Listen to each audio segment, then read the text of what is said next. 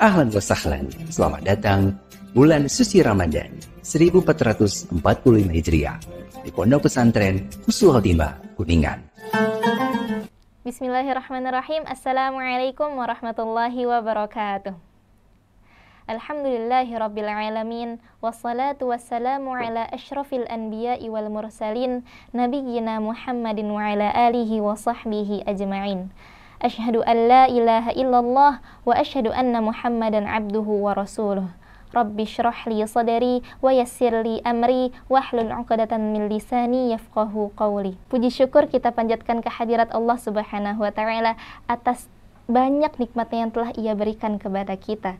Nikmat Islam, nikmat iman, nikmat ihsan, nikmat sehat. Sobat HKTV bisa menyaksikan video ini dengan kuota yang tersisa pun adalah nikmat dari Allah Subhanahu wa taala. Salawat serta salam kita haturkan kepada baginda kita, uswah hasanah kita, suri tauladan kita, manusia paling agung, manusia yang paling baik akhlaknya di muka bumi ini, Nabi Muhammad sallallahu alaihi wasallam. Dengan risalahnya membawa kita dari zaman kegelapan hingga zaman yang terang benderang, dari zaman ontak sampai zaman Toyota, dari zaman Telegram sampai zaman Instagram, dari zaman Nokia sampai 4 boba. Di kesempatan kali ini saya akan bercerita sebuah kisah yang simpel tapi besar sekali hikmahnya. Apa itu? Kisah seorang Nabi Musa dan 2 orang perempuan yang terdapat di dalam surah Al-Qasas ayat 23-25. Jadi begini ceritanya. Nabi Musa sedang beristirahat di sebuah desa, karena saat itu Nabi Musa sedang dikejar-kejar oleh panglima dari Firaun. Nah, saat itu Nabi Musa sedang beristirahat di sebuah desa. Lalu Nabi Musa tuh melihat ada segerombolan laki-laki yang sedang mengantri untuk memberikan minum kepada ternaknya. Di sisi lain, Nabi Musa melihat 2 orang perempuan yang juga sedang mengantri, tapi di samping laki-laki tersebut agak jauh posisinya. Lalu, dengan kepekaannya Nabi Musa, dengan inisiatifnya Nabi Musa bertanya kepada 2 perempuan ini. Qala ma khatubukuma? Kalian lagi ngapain? Pertanyaan yang simpel bukan? Pertanyaan yang simpel dan bukan untuk modus, apalagi untuk caper, bukan. Lalu dijawab sama 2 perempuan ini. Qalata la nasqi hatta yusdira ar-ri'a wa abuna syaikhun kabir. Kami tuh mau ngambil air di sana, tapi di sana banyak laki-laki, kami nunggu laki-laki itu pulang. Terus habis itu di sini ada kata-kata wa abuna syaikhun kabir. Ayah kami tuh udah tua renta. Jadi maksudnya di sini adalah kayak mereka berdua tuh tahu kalau misalkan ini bukan tugas mereka. Jadi kayak mau gak mau karena orang tua kita udah tua renta, jadi kita yang ngelakuin tugas beginian gitu.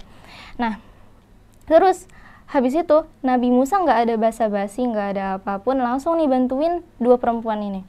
Setelah udah selesai ngebantuin, udah nggak ada tambah-tambahan lagi, nggak ada caper-caperan antara Nabi Musa sama 2 perempuan tadi. Udah habis nolong, yang ditolong pergi, yang nolong juga pergi. Setelah menolong, Nabi Musa istirahat di bawah pohon. Nabi Musa lagi capek banget nih. Habis pergi dari kota, dikejar-kejar sama tentaranya Fir'aun.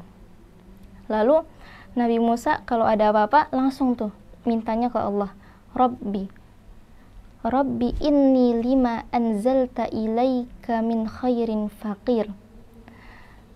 Ya Allah, aku tuh butuh banget pertolongan kamu. Aku tuh butuh banget kebaikan dari kamu. Nah, Nabi di ayat 24. Di ayat 21, ayat 22 Nabi juga kayak gitu. Bilangnya Rabbi. Jadi Nabi Musa kalau ada apa-apa tuh langsung ke Allah. Kita harus nyontoh tuh Nabi Musa. Kalau misalkan ada apa-apa bukan malah nge-story, nge-notes, nge-tweet, tapi kita langsung ngadunya ke Allah. Itu pasti lebih cepat dapat solusinya. Di ayat selanjutnya langsung Allah jawab gini. Ada cerita gini. Faja'athu ihdahuma istamshi 'ala istihya'in qalat inna abi yad'uka liyajziyaka ajra ma saqaita lana. Datang nih di antara salah satu perempuan tadi, bilang ke Nabi Musa, ayahku memanggilmu untuk beliau memberi balasan atas kebaikan yang telah kamu berikan tadi. Tamshi ala istihya. Perempuan ini datang ke Nabi Musa tuh dengan rasa yang sangat malu. Di ujung cerita, Nabi Musa akhirnya menikah dengan perempuan ini. Cukup ceritanya sampai sini. Sekarang kita mengambil hikmah yang akan diambil oleh kita. Hikmah yang sangat besar. Dari kisah tersebut kita tarik ke keadaan zaman sekarang. Yang pertama, kita sebagai seorang perempuan harus menjaga muruah kita, menjaga harga diri kita, menjaga kehormatan kita, menjaga akhlak kita. Dimana saat itu, pertama nih, waktu Nabi Musa ngajak ngobrol sama perempuan tersebut, Nabi Musa ngasih pertanyaan yang simpel banget. Qala ma khutbukuma? Udah, titik. Yang perempuannya juga jawab simpel. Nah, berarti kita bisa ambil hikmah bahwasanya saat kita berbicara dengan lawan jenis, artinya kita memberi respon yang singkat, padat, dan jelas. Itu yang pertama. Yang kedua, sama kaitannya dengan muruah, yang muruah, kehormatan, harga diri, dan akhlak tadi, bahwasanya saat itu dua perempuan tadi tidak ingin bergabung dengan kaum lelaki di sana. Akan tetapi keadaan zaman sekarang bagaimana? Banyak perempuan yang sudah hampir hilang rasa malunya, malah sampai hilang mungkin. Naudzubillah min dzalik. Kita sebagai seorang perempuan, lagi-lagi saya ingatkan bahwasanya muruah, kehormatan, harga diri kita.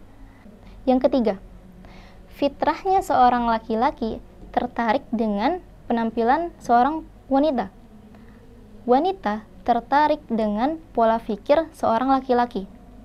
Nah, saat kedua ini, ketertarikan ini bertukar, di mana kita menahan rasa salting kita. Di mana kita bisa lihat di kisah tadi bahwasanya saat Nabi Musa menolong dua perempuan ini, si perempuan nggak salting, dibantuin. Nabi Musa juga nggak kepedean nolongin dua perempuan itu.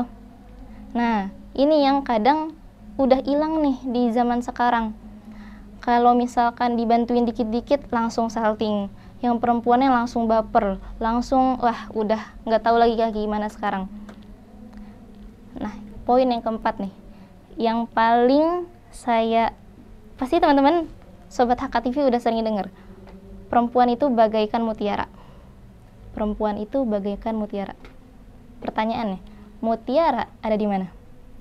Mutiara ada di dasar lautan. Mutiara terdapat di dalam cangkangnya. Maksudnya apa? Maksudnya adalah perempuan seperti muruahnya, akhlaknya, harga dirinya, kehormatannya, bagaikan cangkang tersebut dan samudra air yang ada di dunia. Itu yang melindungi seorang mutiara yang terdapat di dalam cangkangnya.